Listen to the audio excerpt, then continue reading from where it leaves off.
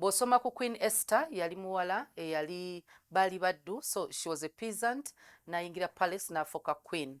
Esther okufuuka queen, yes, she was beautiful.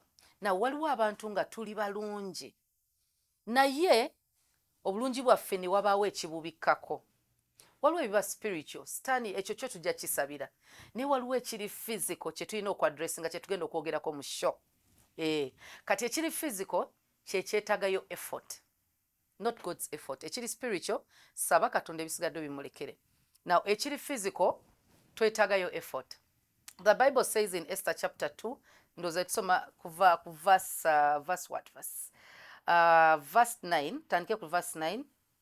Now the young woman pleased him, that is the king, and she obtained his favor.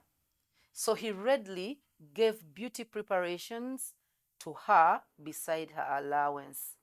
Now, fenna bana bawala, oyinza okera ku makya, ogenda ku church, ogenda ku mulimu, oyina wolaga, oba oyinza nakuba oli waka. This man nakulaba. You'll obtain favor.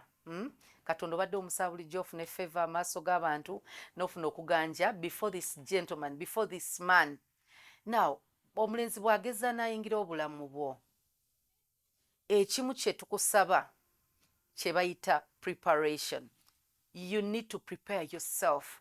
Preparation kati eno ya beauty. This is a king who is going to marry you and you're the queen.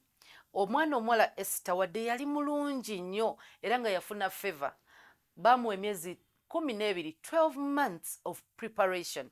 Buli muwala weetaagayo emyezi egyo. Bwe bakwana it's okay, naye weetaagayo ko preparation. Ezimu abazadde bazikoze, naye at times ofunayo abantu abakulu b'otula nabo n'oyogera nabo.